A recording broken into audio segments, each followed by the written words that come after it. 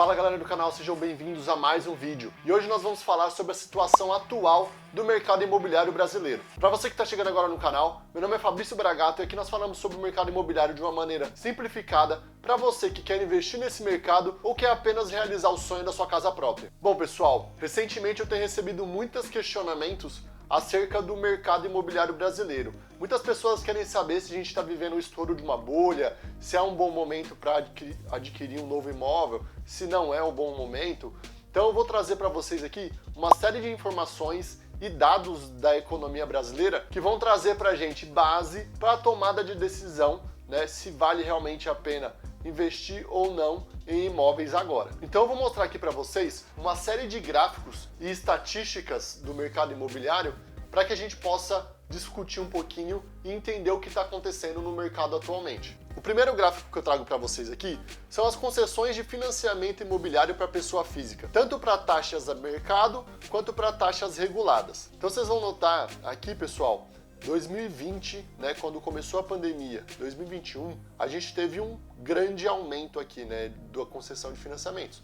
Isso significa que mais imóveis foram vendidos nesse período, né? E aí desde o pico aqui em agosto de 2021, a gente vem acompanhando aqui uma diminuição na quantidade de imóveis vendidos, ou seja, de financiamentos que foram concedidos. Aqui nesse segundo gráfico, vocês conseguem ver um pouco melhor essa mudança, né? Então aqui a gente chegou num pico aqui, né? Um pico histórico, né? De quase 19 bilhões em financiamento imobiliário que foi disponibilizado ali, né? Em agosto de 2021, ano passado.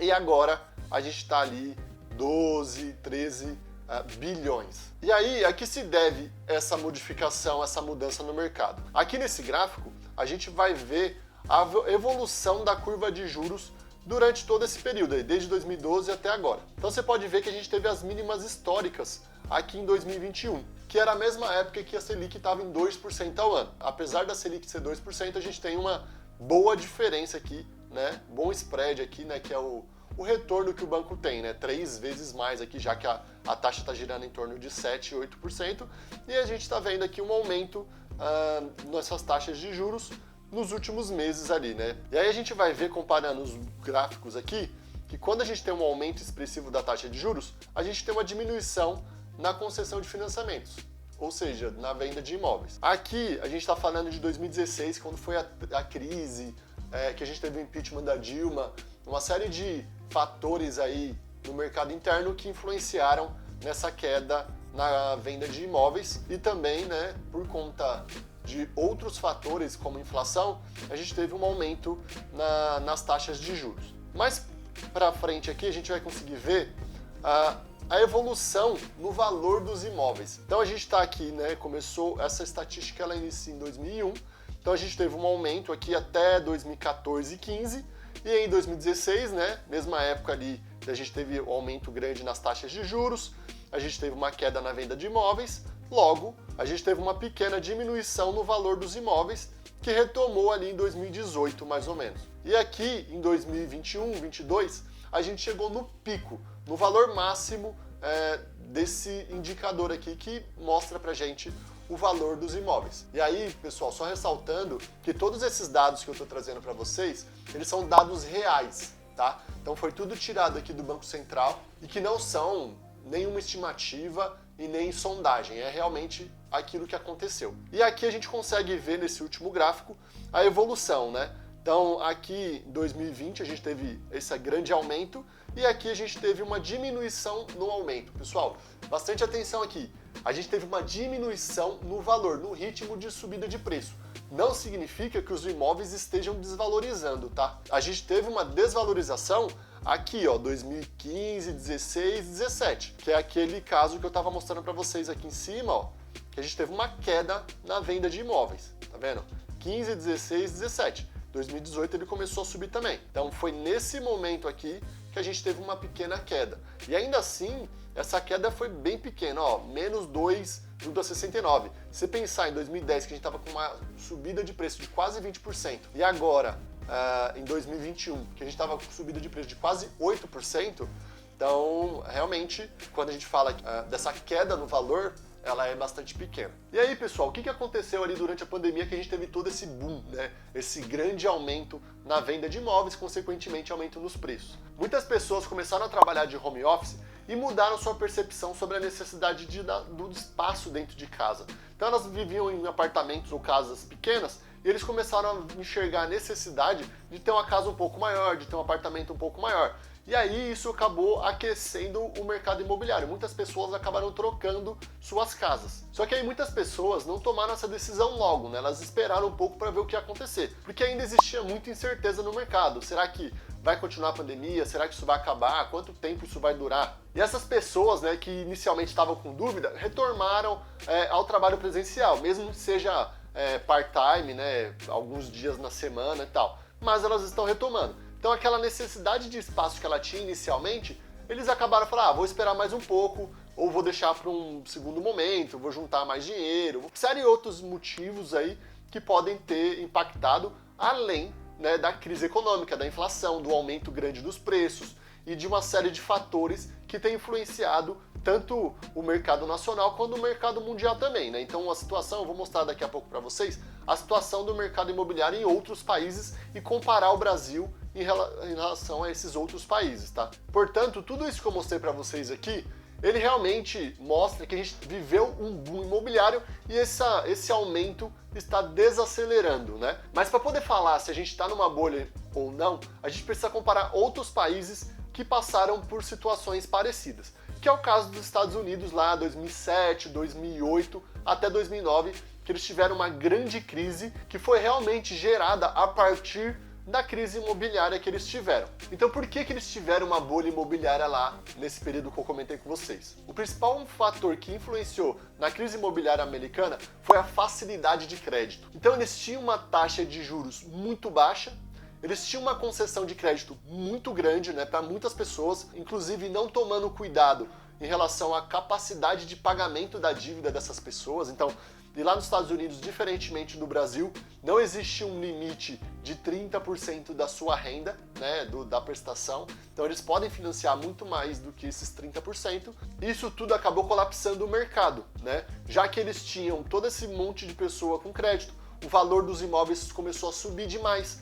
Eles estavam com uma taxa de juros inicialmente muito baixa, só que por conta da inflação no país, o governo teve que começar a subir o valor da taxa de juros, as pessoas começaram a não ter capacidade de pagar seus financiamentos, e aí começou aquela quebradeira, muitas pessoas acabaram se tornando inadimplentes, não pagaram seus financiamentos, e acabou gerando toda aquela crise que a gente teve, e o estouro da bolha imobiliária americana. A situação do Brasil já é bastante diferente. Primeiramente, as taxas do Brasil nunca foram muito baixas. Apesar de nós termos essas baixas históricas no ano passado, ainda nem chega perto daquilo que a gente tinha nos Estados Unidos.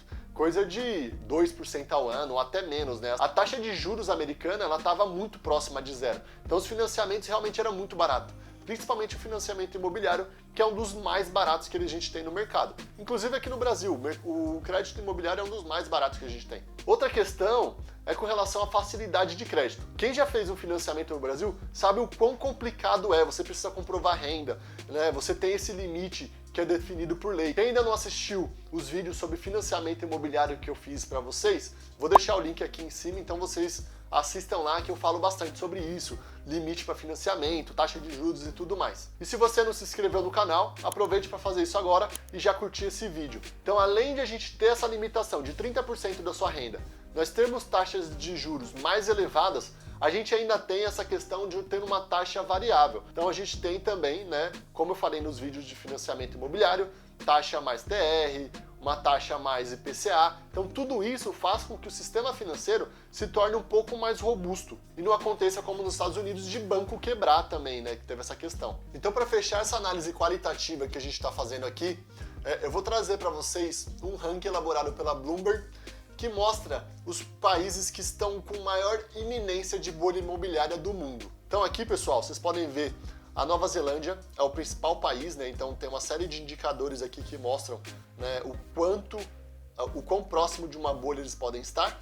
Então tem República Tcheca, Hungria, aqui tem Canadá, Portugal, Estados Unidos. Aqui na América do Sul a gente tem o Chile e outros países, né?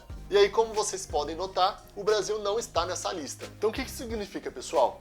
A gente tem ali todos os indicadores que mostram realmente que nós vivemos um boom imobiliário nos últimos anos e que o mercado agora está dando uma esfriada. Então a gente está observando uma diminuição na venda de imóveis e uma desaceleração nos aumentos de preço, apesar de a gente ainda estar vivendo uma grande inflação. E aí entra a máxima do mercado imobiliário que diz que a nível micro, o mais importante é sempre a localização, mas no nível macro, o que realmente importa são as taxas de juros. E observando a taxa de juros no Brasil, vocês vão ver aqui que a gente tem a meta da Selic, Então ela teve um aumento, a gente estava aqui nos valores mais baixos em 2020, que foi o começo da pandemia.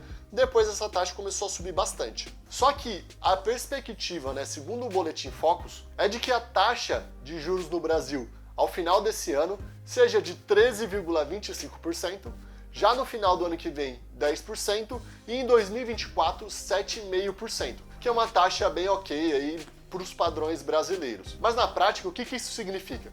Significa que o mercado imobiliário ele vai continuar nessa queda, principalmente por todos os fatores políticos também, A gente tem uma eleição esse ano, tudo isso influencia no mercado. Além da toda a recessão global que está apontando aí, tanto nos Estados Unidos quanto na Europa, isso deve ter impacto para o Brasil também. Além desse fator da taxa de juros, Como a inflação mundial ela está bastante alta, a gente deve manter a taxa de juros do Brasil relativamente alta, até que se inicie uma queda dos preços, e a partir do ano que vem, que a gente tem essa expectativa de redução das taxas de juros, a gente deve ver uma leve estabilização com um posterior crescimento na venda novamente. Então, é nesse tipo de situação que a gente pode identificar oportunidades. Só que para você estar atento a essas oportunidades, você precisa ter conhecimento. E é esse conhecimento que eu trago para vocês aqui no canal. Então se você ainda não se inscreveu no canal, faça isso agora, já curte esse vídeo e vai assistir todo o material aí que eu trouxe para vocês nos últimos meses